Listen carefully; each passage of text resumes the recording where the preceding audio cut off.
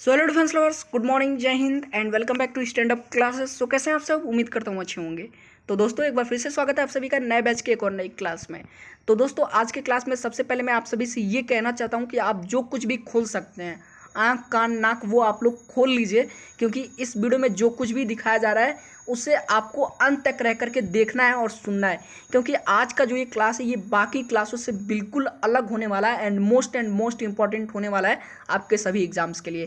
क्योंकि यहाँ पे आज के क्लास में हम लोग जो है टॉप 100 प्लस यानी 100 से भी अधिक जो है इतिहास के क्वेश्चंस देखेंगे और साथ में जनरल साइंस के भी क्वेश्चंस जो है देखेंगे। और मैं आपको बता दूं ये सारे क्वेश्चंस टॉप लेवल के क्वेश्चंस हैं जो हर कम्पिटिटिव एग्जाम्स में पूछे जाते हैं। तो यदि आपने ये क्लास अटेंड कर लिया तो ये समझ लीजिए कि आपके नेवी एमआर में 8 से 9 नंबर यहाँ से जो है कन्फर्म है कि आना ही आना है। देर किस बात की, चलिए क्लास शुरू करते हैं। एक बार फिर से रिक्वेस्ट करता हूँ आप सभी से कि प्लीज़ इस क्लास के अंत तक जरूर बने रहिएगा और एक एक क्वेश्चंस को देखते हुए चलेगा। बाकी जो नए कैंडिडेट है वो फटाफट चैनल को सब्सक्राइब कर लीजिए, साथ में बेल आइकन भी प्रेस कर दीजिएगा ताकि अगला जब भी कोई नया क्लास आए तुरंत आपको नोटिफिकेशन मिल जाए। यदि आपने चैनल को सब्सक्राइब कर लिया चलिए शुरू करते हैं अपने आज के क्लास को। तो यहाँ पे हमारा सबसे पहला प्रश्न है दोस्तों, 20,000 हर्ट्ज से नीचे की आवृत्ति वाली ध्वनि तरंगे क्या कहलाती हैं? देखिए आपके लिए बेहद महत्वपूर्ण है, याद कर लीजिएगा, हमेशा एग्जाम में पूछा जाता है। तो क्या है, 20,000 हर्ट्ज से जो है नीचे की आवृत्ति वाली ध्वनि तरंगे क्या कहलाती हैं? क्या कहलाती हैं? आप सभ्य तरंगे कहलाती हैं। अब यही जो दूसरा क्वेश्चन है इसके अपोजिट है। अगला क्वेश्चन क्या है, यदि जो है कोई ध्वनि तरंग है, ठीक है, जिसकी आवृत्ति 20,000 हर्ट्ज से अधिक है तो उस तरंगों को क्या कहते हैं, किस नाम से जानी जाती है वो तरंग? तो उसे हम लोग पराश्रव्य तरंगे बोलते हैं। ठीक है, क्या बोलते हैं? पराश्रव्य तरंगे। ठीक है, चलिए अगला क्वेश्चन देखिए। अगला क्वेश्चन है, किस गवर्नर जनरल ने सुरक्षा प्रकोष्ठ की नीति अपनाई थी? तो किस गवर्नर जनरल ने सुरक्षा प्रकोष्ठ की नीति अपनाई थी? वारेन हेस्टिंगस, नाम याद कर लीजिएगा, क्या नाम है? वारेन हेस्टिंगस ने। ठीक है, अगला क्वेश्चन देखिए। अगला क्वेश्चन है आपका, इतिहास में हुई किस संधि में द्वितीय विश्व युद्ध के बीज छिपे थे? आपके लिए बेहद महत्वपूर्ण है। तो पूछ रहा है कि इतिहास में कौन सी ऐसी संधि हुई थी जो कहीं ना कहीं जो है द्वितीय विश्व युद्ध के लिए जिम्मेदार है। ठीक है, तो ये आपको मैं बता देता हूँ, ये बरसराय की संधि के जो है कारण हुआ था। ठीक है, कहीं ना कहीं जो है इस संधि में द्वितीय विश्व युद्ध के बीच छिपे थे। तो मैंने तो आपको ये चीज़ बता दिया। ठीक है, लेकिन अब आपको एक चीज़ बताना है, जिनका मेमोरी पावर स्ट्रांग होगा वही लोग केवल बता सकते हैं इसका आंसर, कि जो वारसराय की संधि हुई थी वो कब हुई थी। तो जितने भी लोग मुझे देख रहे हैं वो लोग कमेंट करके बताएंगे कि वारसराय की संधि किस ईयर में हुई थी। आपको कमेंट कैसे करना है, आप लोग लिख दीजिएगा कि वारसराय की संधि जो है इस ईयर में हुई थी। ठीक है, ईयर डाल दीजिएगा कमेंट बॉक्स में। चलिए अगला क्वेश्चन देखिए। अगला मोस्ट इंपॉर्टेंट क्वेश्चन है, यूनानी भाषा के शब्द यूथेनेसिया का अर्थ क्या है? आपने इच्छा मृत्यु का नाम सुना होगा, यानी जो व्यक्ति अपने इच्छा से अपने आप को मृत्यु देता है उसे इच्छा मृत्यु कहते हैं। लेकिन ये जो इच्छा मृत्यु है, ठीक है, ये बहुत सारे देशों में बैन है। ठीक है, तो ये पूछ रहा है कि जो यूनानी भाषा का शब्द यूथेनेसिया है इसका अर्थ क्या है? तो क्या अर्थ है? इच्छा मृत्यु। और मैं आपको कई बार बता भी चुका हूँ और आपके एग्जाम में भी ये क्वेश्चन आ चुका है। अगला क्वेश्चन देखिए।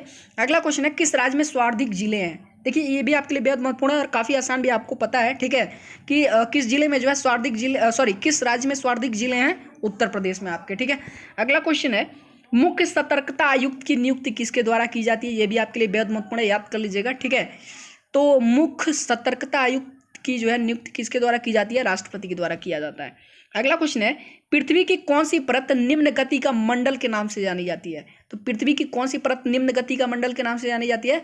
भूपर पट्टी को जाना जाता है। ठीक है, भूपर पट्टी को। चलिए अगला क्वेश्चन देखिए। अगला क्वेश्चन है, नंद कुमार किस गवर्नर जनरल से संबंधित हैं? तो नंद कुमार केस जो है किस गवर्नर जनरल से संबंधित है? सॉरी, यहाँ पे मैंने क्वेश्चन थोड़ा गलत बोल दिया था, एक बार फिर क्वेश्चन देख लीजिए। नंद कुमार केस जो है किस गवर्नर जनरल से संबंधित है? तो आपका जो ये नंद कुमार केस है ये आपका वारेन हेस्टिंगस जो है गवर्नर जनरल से संबंधित है, याद कर लीजिएगा। अब मुझे ये मालूम तो नहीं है नंद कुमार केस के बारे में, लेकिन ये किससे संबंधित है? वारेन हेस्टिंगस से संबंधित है। चलिए अगला क्वेश्चन देखिए। अगला क्वेश्चन है, मुख्य चुनाव आयुक्त की नियुक्ति किसके द्वारा की जाती है? ये तो जो है बेहद महत्वपूर्ण है और 100 बार से ज़्यादा जो है आपके एग्जाम में पूछा जा चुका है। तो मुख्य चुनाव आयुक्त की नियुक्ति किसके द्वारा की जाती है? राष्ट्रपति के द्वारा। ठीक है, अगला क्वेश्चन देखिए। अगला क्वेश्चन है, कौन सी शर्करा तत्काल ऊर्जा प्रदान करती है? तो कौन सी जो है शर्करा तत्काल ऊर्जा प्रदान करती है? आपको भी पता है, ग्लूकोज। ठीक है, एनर्जी थोड़ी सी शरीर में कम होती है तो लोग क्या सुझाव देते हैं? ग्लूकोज ले लीजिए। ठीक है, अगला क्वेश्चन है, भारत और इंग्लैंड के हित प्रत्येक क्षेत्र में टकराते हैं, या किसका कथन है? देखिए, तो भारत और इंग्लैंड के जो है हित क्या होते हैं? प्रत्येक क्षेत्र में टकराते हैं, ये किसका कथन है? पंडित जवाहरलाल नेहरू जी का, याद कर लीजिएगा। अगला क्वेश्चन है, घोड़े की हड्डियां किस हड़प्पाई स्थल से प्राप्त हुई हैं? ये भी आपके लिए बेहद महत्वपूर्ण है। तो घोड़े की हड्डियां किस हड़प्पाई स्थल से प्राप्त हुई हैं? सुरकोटदा से। कहाँ से? सुरकोटदा से। ठीक है, अगला क्वेश्चन देखिए, अगला क्वेश्चन है ऑक्सी श्वसन का अंतिम उत्पादक क्या होता है? तो ऑक्सी श्वसन का जो है अंतिम उत्पादन क्या होता है, उत्पाद क्या होता है? तो जल और कार्बन डाइऑक्साइड होता है। ठीक है, याद कर लीजिएगा। तो ऑक्सी श्वसन का अंतिम उत्पाद क्या होता है? जल एवं कार्बन डाइऑक्साइड। चलिए अगला क्वेश्चन देख लेते हैं। तो हमारा अगला प्रश्न है दोस्तों, प्रसिद्ध तट मंदिर कहाँ स्थित है? तो प्रसिद्ध तट मंदिर कहाँ स्थित है? मामल्लपुरम में। ठीक है, याद कर लीजिएगा, कहाँ पे? मामल्लपुरम में। अगला क्वेश्चन है गौतम बुद्ध के बचपन का नाम क्या था? तो ये तो काफ़ी आसान है, नेवी एमआर में कई बार पूछा भी जा चुका है। क्या नाम था? सिद्धार्थ था। ठीक है, और इनसे संबंधित आपने जो है बचपन में कई सारी कहानियां भी सुनी है सिद्धार्थ से संबंधित। ठीक है, चलिए अगला क्वेश्चन देखिए। अगला क्वेश्चन है अनुवांशिक विकार। ठीक है, डाउन सिंड्रोम आपने सुना होगा, ये अनुवांशिक विकार है। ठीक है, तो डाउन सिंड्रोम का जो है कारण, ये किस कारण से होता है? ठीक है, तो जो अनुवांशिक विकार डाउन सिंड्रोम है ये किस कारण से होता है? तो गुणसूत्रों की संख्या में परिवर्तन के कारण होता है। ठीक है, किस कारण होता है? गुणसूत्रों की संख्या में परिवर्तन के कारण होता है। अगला क्वेश्चन देखिए, अगला क्वेश्चन है कौन सी गैस मार्स गैस के नाम से जानी जाती है? आपके लिए बेहद महत्वपूर्ण है। ठीक है, और मैं आपको ये पढ़ा भी चुका हूँ। तो कौन सी गैस जो है मार्स गैस के नाम से जानी जाती है? Methane gas. अगला क्वेश्चन है पंचायतों का कार्यकाल कितना होता है? तो पंचायतों का कार्यकाल कितना होता है? 5 वर्ष का। अगला क्वेश्चन है हमारा कौन सा धातु ऊष्मा का सबसे अच्छा चालक होता है? एल्युमिनियम, मैंने आपको बताया ही। उसके बाद अगला क्वेश्चन है विद्युत का सबसे अच्छा चालक कौन सी धातु होती है? चांदी होती है। ठीक है, चलिए अगला क्वेश्चन देख लीजिए। तो हमारा अगला क्वेश्चन है बाघ से पहले किस भारत का राष्ट्रीय पशु माना जाता था? तो बाघ से पहले किसे जो है भारत का राष्ट्रीय पशु माना जाता था? सिंह को। ठीक है, किसे? सिंह को, यानी शेर को। अगला क्वेश्चन है केंद्र शासित प्रदेशों का प्रशासन किसके द्वारा देखा जाता है? देखिए ये भी आपके लिए बेहद महत्वपूर्ण है। तो केंद्र शासित जो है प्रदेशों का प्रशासन जो है किसके द्वारा देखा जाता है? राष्ट्रपति के द्वारा। ठीक है, अगला क्वेश्चन है सबसे कम घनत्व किस ग्रह का है? तो सबसे कम घनत्व किस ग्रह का है? शनि का। ठीक है, याद कर लीजिएगा। अगला क्वेश्चन देखिए, अगला क्वेश्चन है किस मुगल शासक के काल को स्थापत्य का स्वर्ण युग कहा जाता है? तो किस मुगल शासक के काल को स्थापत्य का स्वर्ण युग कहा जाता है? शाहजहां के। ठीक है, याद कर लीजिएगा। अगला क्वेश्चन देखिए, अगला क्वेश्चन है एल्युमिनियम के किस यौगिक का प्रयोग रक्त प्रवाह को रोकने में किया जाता है? आपके लिए बेहद महत्वपूर्ण है, एग्जाम में भी पूछा जा चुका है। तो एल्युमिनियम के किस यौगिक का प्रयोग जो है रक्त प्रवाह को जो है रोकने में किया जाता है? क्या नाम है? पोटासियम। ठीक है, याद कर लीजिएगा। चलिए अगला क्वेश्चन देखिए, अगला क्वेश्चन है डॉपलर्स लॉ आपने पढ़ा होगा। ठीक है, तो डॉपलर प्रभाव का संबंध किससे संबंधित है? तो डॉपलर प्रभाव का संबंध किससे है? ध्वनि से है। ठीक है, याद कर लीजिएगा। अगला क्वेश्चन है माधुरी मणि अय्यर किस विद्या से संबंधित हैं? तो माधुरी मणि अय्यर किस विद्या से संबंधित है? कर्नाटक संगीत से। ठीक है, याद कर लीजिएगा। चलिए अगला क्वेश्चन देखिए, अगला क्वेश्चन है भारत की कौन सी जनगणना 2 चरणों में पूरी हुई? तो भारत की कौन सी जो है जनगणना जो है 2 चरणों में पूरी हुई? 15वीं जनगणना। ठीक है, याद कर लीजिएगा, आपके एग्जाम में आ सकता है, बेहद महत्वपूर्ण है। अगला क्वेश्चन है दिल्ली चलो का नारा किसने दिया था? ये आपको पता है, सुभाष चंद्र बोस ने दिया था। उसके बाद है अब्दुल करीम खान किस विधा से संबंधित है? देखिए ये पूछा जा चुका है आपके एग्जाम में। ठीक है, ये पूछा गया है। तो अब्दुल करीम जो है खान किस विधा से संबंधित है? ख्याल गायकी से। ठीक है, याद कर लीजिएगा। अगला क्वेश्चन देखिए, अगला क्वेश्चन है किसके प्रयास से 1926 का जो है श्रमिक संघ अधिनियम जो है पारित हुआ? तो किसके प्रयास से 1926 का श्रमिक संघ अधिनियम जो है पारित हुआ था? वीपी वाडिया के प्रयास से। ठीक है, याद कर लीजिएगा। अगला क्वेश्चन देखिए, अगला क्वेश्चन है कैंची किस प्रकार का उत्तोलक है? तो कैंची किस प्रकार का उत्तोलक है? प्रथम श्रेणी का। ठीक है, याद कर लीजिएगा। अगला क्वेश्चन देखिए, अगला क्वेश्चन है एकमात्र पक्षी जो पीछे की ओर उड़ सकता है कौन सा है? क्या नाम है उस पक्षी का? गुंजन पक्षी। ठीक है, याद कर लीजिएगा। अगला क्वेश्चन है शीशम का वैज्ञानिक नाम क्या है? शीशम आपको पता ही है। ठीक है, तो शीशम का वैज्ञानिक नाम क्या है? डलबर्जिया शिशु। क्या नाम है? डलबर्जिया शिशु, याद कर लीजिएगा। उसके बाद क्या है प्रथम विश्व युद्ध कब समाप्त हुआ था? 11 नवंबर 1918 को। याद कर लीजिएगा। डेट किसी को याद नहीं रहता, लेकिन मैंने आपको डेट बताया तो डेट याद कर लीजिएगा, कभी कभी डेट भी पूछ देता है। उसके बाद अगला क्वेश्चन है समुद्र का क्षैतिज तल जिससे ऊंचाई व गहराई नापी जाती है उसे हम लोग क्या कहते हैं? जरा बताइए मुझे। चलिए बताइए, समुद्र का वो क्षैतिज तल जिससे ऊंचाई व गहराई दोनों नापी जाती है उसे हम लोग क्या कहते हैं? डेटम तल कहते हैं। उस तल को क्या कहते हैं? डेटम तल। ठीक है, अगला क्वेश्चन है भारत की प्रथम trade union Madras trade union कौन सी है? तो भारत की प्रथम ट्रेड यूनियन कौन सी है? Madras labour union. ठीक है, याद कर लीजिएगा। भारत की प्रथम ट्रेड यूनियन कौन सी है? ये आपके एग्जाम में पूछा भी जा चुका है। क्या नाम है? Madras labour union. ठीक है, अगला क्वेश्चन देखिए, तो हमारा अगला क्वेश्चन है रेडियो सक्रिय पदार्थ सर्वाधिक मात्रा में किस चट्टान से प्राप्त होता है? तो रेडियो सक्रिय पदार्थ सर्वाधिक मात्रा में किस चट्टान से प्राप्त होता है? ग्रेनाइट चट्टान से, ठीक है, याद कर लीजिएगा। अगला क्वेश्चन है, पूरी दुनिया में कुल कितने देश हैं? 353, ठीक है, कितने हैं? 353, याद कर लीजिएगा। अब एक दो इधर उधर अगर मिक्स होते हों, ठीक है, हुए हों तो मुझे नहीं मालूम है, लेकिन जो मुझे मालूम है वो है 353 जो आंकड़ा है। अगला क्वेश्चन देखिए, अगला क्वेश्चन है, डलहौजी ने लोक निर्माण विभाग की स्थापना किस वर्ष की थी? तो डलहौजी ने जो है लोक निर्माण विभाग की स्थापना किस वर्ष की थी? 1854 में, याद कर लीजिएगा। अगला क्वेश्चन है, जम्मू कश्मीर विधानसभा में राज्यपाल द्वारा कितनी महिलाओं को नामजद किया जाता है? तो जम्मू कश्मीर विधानसभा में राज्यपाल द्वारा कितनी महिलाओं को नामजद किया जाता है? 2 महिलाओं को, ठीक है, याद कर लीजिएगा। चलिए अगला क्वेश्चन देख लेते हैं। तो अब हमारा अगला क्वेश्चन है दोस्तों, परवीन सुल्तान किस संगीत घराने से संबंधित हैं? तो परवीन सुल्तान जो है किस संगीत घराने से संबंधित है? पाटियाला घराना से, ठीक है, याद कर लीजिएगा। अगला क्वेश्चन है, क्लोरीन गैस बनाने की डिकन विधि में उत्प्रेरक का काम करने वाला पदार्थ कौन सा है? तो क्लोरीन गैस बनाने की जो डिकन विधि है उसमें जो उत्प्रेरक का काम होता है वो कौन सा पदार्थ करता है? कौन सा पदार्थ करता है? Cupric chloride. क्या नाम है? क्यूप्रिक क्लोराइड, याद कर लीजिएगा। अगला क्वेश्चन है, सुगौली की संधि किस गवर्नर के काल में हुई थी? तो सुगौली की संधि जो हुई थी वो किस गवर्नर के काल में हुई थी? लॉर्ड हेस्टिंग्स के काल में, ठीक है, याद कर लीजिएगा।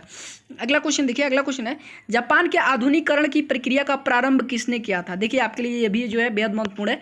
तो जापान के आधुनिकीकरण की प्रक्रिया का प्रारंभ किसने किया था? मुत्सुहितो ने किया था। क्या नाम है? मुत्सुहितो, ठीक है, याद कर लीजिएगा। अगला क्वेश्चन है, LIC ने बीमा प्लस योजना कब प्रारंभ किया था? इस तरह के क्वेश्चन हमेशा एग्जाम में आते रहते हैं। तो LIC ने बीमा प्लस योजना कब आरंभ किया था? 13 मई 2001 से, ठीक है, याद कर लीजिएगा। चलिए अगला क्वेश्चन देखिए, अगला क्वेश्चन है, अटलांटिक महासागर के उत्तर पश्चिम में स्थित मत्स्य उत्पादन क्षेत्र का क्या नाम है? क्या नाम है? सेंट पियरी बैंक। क्या नाम है? सेंट पियरी बैंक, ठीक है। एक बार फिर क्वेश्चन देख लीजिए, अटलांटिक सागर के उत्तर पश्चिम में स्थित मत्स्य उत्पादन क्षेत्र का क्या नाम है? सेंट पियरी बैंक, ठीक है, याद कर लीजिएगा। उसके बाद 1857 में किसने इलाहाबाद को अपना आपातकालीन मुख्यालय बनाया? देखिए आपके लिए बेहद महत्वपूर्ण है ये। तो 1857 में किसने इलाहाबाद को अपना आपातकालीन मुख्यालय बनाया था? लॉर्ड कैनिंग ने, ठीक है, याद कर लीजिएगा। क्या नाम था? Lord Canning. अगला क्वेश्चन देखिए, अगला क्वेश्चन है, किस अनुसूची में अनुसूचित क्षेत्रों को प्रशासन का प्रावधान वर्णित है? तो किस अनुसूची में जो है अनुसूचित क्षेत्रों के प्रशासन का प्रावधान वर्णित है? 5वीं में, ठीक है, याद कर लीजिएगा। अगला क्वेश्चन देखिए, अगला क्वेश्चन है, शरीर का कौन सा भाग स्ट्रेटम कार्निया के नाम से भी जाना जाता है? तो शरीर का कौन सा भाग जो है स्ट्रेटम कार्निया के नाम से भी जाना जाता है? सबसे बाहरी परत, ठीक है, शरीर की सबसे बाहरी परत को जो है हम लोग किस नाम से जानते हैं? स्ट्रेटम कार्निया के नाम से भी जानते हैं, ठीक है, याद कर लीजिएगा। उसके बाद अगला क्वेश्चन है, किस मध्यकालीन शासक ने सड़कों का खूब निर्माण कराया? तो किस मध्यकालीन शासक ने सड़कों का खूब निर्माण कराया था? शेरशाह सूरी ने, ठीक है, याद कर लीजिएगा। अगला क्वेश्चन है आपका, किस अनुच्छेद में ग्राम पंचायत के गठन की बात की गई है? तो अनुच्छेद 40 में ग्राम पंचायत के गठन की जो है बात की गई है, ठीक है। अगला क्वेश्चन है, सेवी की 1998 में प्रारंभिक पूंजी कितनी थी? तो सेवी की 1988 में जो है प्रारंभिक पूंजी कितनी थी? 7.5 करोड़ थी। कितना था? 7.5 करोड़, ठीक है, याद कर लीजिएगा। अगला क्वेश्चन है, किसके कार्यकाल में अमृतसर की संधि हुई थी? आपके लिए बेहद महत्वपूर्ण है, याद कर लीजिएगा, और ये आपके एग्जाम में एक बार नहीं 100 बार से ज़्यादा पूछा जा चुका है। तो किसके कार्यकाल में अमृतसर की संधि हुई थी? लॉर्ड मिंटो के कार्यकाल में, ठीक है, याद कर लीजिएगा। किसके कार्यकाल में? लॉर्ड मिंटो के। चलिए अगला क्वेश्चन देख लेते हैं। तो अब हमारा अगला प्रश्न है दोस्तों, नीफे शब्द का संबंध किससे है? तो नीफे शब्द का संबंध किससे है? पृथ्वी के कोर से है, ठीक है, किससे? पृथ्वी के कोर से। अगला क्वेश्चन है, रावत भाटा परमाणु संयंत्र कहाँ पर स्थित है? बेहद महत्वपूर्ण है, याद कर लीजिएगा। रावत भाटा परमाणु संयंत्र कहाँ पर स्थित है? राजस्थान में। अगला क्वेश्चन है, स्वतंत्रता से पूर्व जो है राष्ट्रीय आय का सर्वप्रथम आंकलन किसने किया था? तो स्वतंत्रता से पूर्व जो है राष्ट्रीय आय का सर्वप्रथम आंकलन किसने किया था? दादा भाई नौरोजी ने। अगला क्वेश्चन है, पृथ्वी के अतिरिक्त अन्य किस ग्रह पर जीवन की संभावनाएं हैं? ये मैंने आपको कल ही पढ़ाया था, मंगल ग्रह पे। अगला है, भारतीय औद्योगिक आयोग का गठन कब हुआ था? 1916 में, और मैंने आपको ये ऑलरेडी पढ़ा दिया है, ठीक है। तो भारतीय औद्योगिक आयोग का गठन कब हुआ था? 1916 में। अगला क्वेश्चन है, गौतम बुद्ध के पिता का नाम क्या था? याद कर लीजिएगा, गौतम बुद्ध के पिता का नाम था सुद्धोधन, ठीक है, याद कर लीजिएगा। क्या नाम था? सुद्धोधन।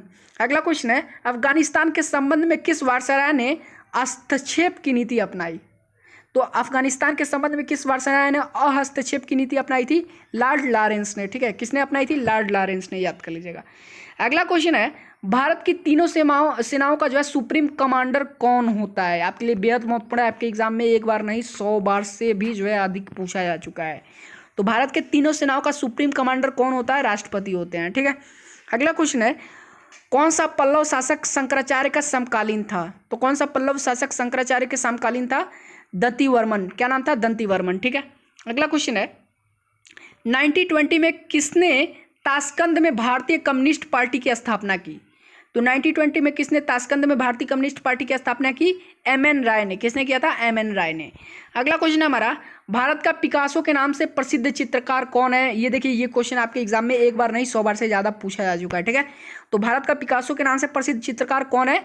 एम.एफ. हुसैन है। ठीक है, याद कर लीजिएगा, एम.एफ. हुसैन। अगला क्वेश्चन है, बेरियम किस प्रकार का लवण है? तो बेरियम एक प्रकार का जो है सामान्य लवण है। ठीक है, याद कर लीजिएगा। चलिए अगला क्वेश्चन देख लेते हैं।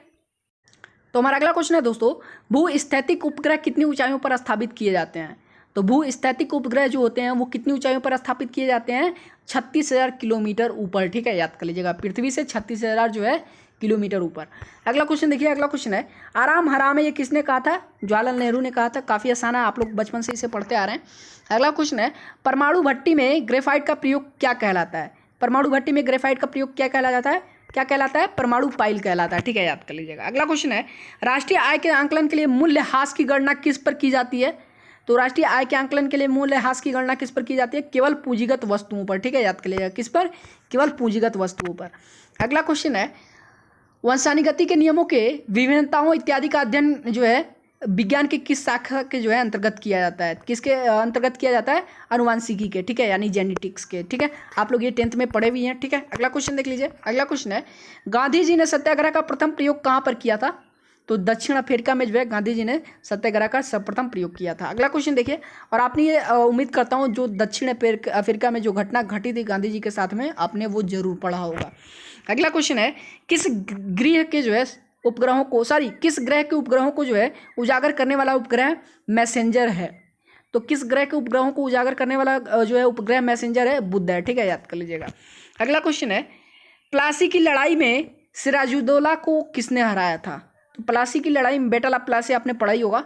तो प्लासी की लड़ाई में जो है सिराजुद्दौला को किसने हराया था? रॉबर्ट क्लाइव ने हराया था। ठीक है, याद कर लीजिएगा, किसने हराया था? रॉबर्ट क्लाइव ने। और ये आपके एग्जाम में कई बार पूछा भी जा चुका है। बैटल ऑफ प्लेसी से संबंधित कब हुआ था, किसके बीच हुआ था? ठीक है, किसने किसको हराया था? इस तरह के क्वेश्चन है। अगला क्वेश्चन है, बुद्ध के समय मगध का शासक कौन था? तो बुद्ध के समय मगध का शासक कौन था? बिंबिसार और अजातशत्रु थे। ठीक है, याद कर लीजिएगा। अगला क्वेश्चन है, वेम्बले स्टेडियम किस खेल से संबंधित है? तो वेम्बले स्टेडियम फुटबॉल से संबंधित है, फुटबॉल खेल से संबंधित है। अगला क्वेश्चन है, भारत में पृथक रूप से सार्वजनिक निर्माण विभाग की स्थापना करने वाला गवर्नर जनरल कौन है? तो भारत में पृथक रूप से सार्वजनिक निर्माण विभाग की जो है स्थापना करने वाला गवर्नर जनरल कौन है? लॉर्ड डलहौजी हैं। ठीक है, याद कर लीजिएगा। अब हम लोग जो है अपना अंतिम क्वेश्चन देख लेते हैं, जो कि हमारा लास्ट क्वेश्चन है। तो हमारा लास्ट क्वेश्चन है, परिमार्जन नेगी किस खेल से संबंधित है? तो परिमार्जन नेगी किस खेल से संबंधित है? ये एग्जाम में जो है आपकी कई बार पूछा भी जा चुका है। ये क्वेश्चन किस खेल से संबंधित है? शतरंज से। तो आज की क्लास में बस इतना ही। कैसा लगा आज की क्लास हमें कमेंट करके जरूर बताएगा। वीडियो पसंद आया हो तो थम्स अप लाइक कीजिएगा, और प्लीज़ इस वीडियो को अपने फ्रेंड्स तक तो शेयर जरूर कीजिएगा, क्योंकि आपको भी पता है कि इस समय वीडियोज़ पे व्यूज़ कम आ रहे हैं। आप लोग जो है एक्टिव होकर के क्लासेस ले नहीं रहे हैं, और बाद में आप ही लोग शिकायत करते हैं, सर आपने ये नहीं पढ़ाया, वो नहीं पढ़ाया, जबकि मैं सब कुछ जो है सिलेबस वाइज लेकर के चल रहा हूँ। बाकी जो चैनल पर नए कैंडिडेट हैं, प्लीज़ आप लोग चैनल को सब्सक्राइब करके बेल आइकन प्रेस कर दीजिएगा, ताकि अगला जब भी कोई नया क्लास आए तुरंत आपको जो है नोटिफिकेशन मिल जाए। और इस वीडियो को अधिक से अधिक जो है शेयर कीजिएगा, ताकि आपके फ्रेंड्स भी जो है इस वीडियो को देख सकें और अपने एग्जाम की बेहतर तैयारी कर सकें। सो चलिए फिर मिलता है नेक्स्ट वीडियो में, तब तक के लिए धन्यवाद।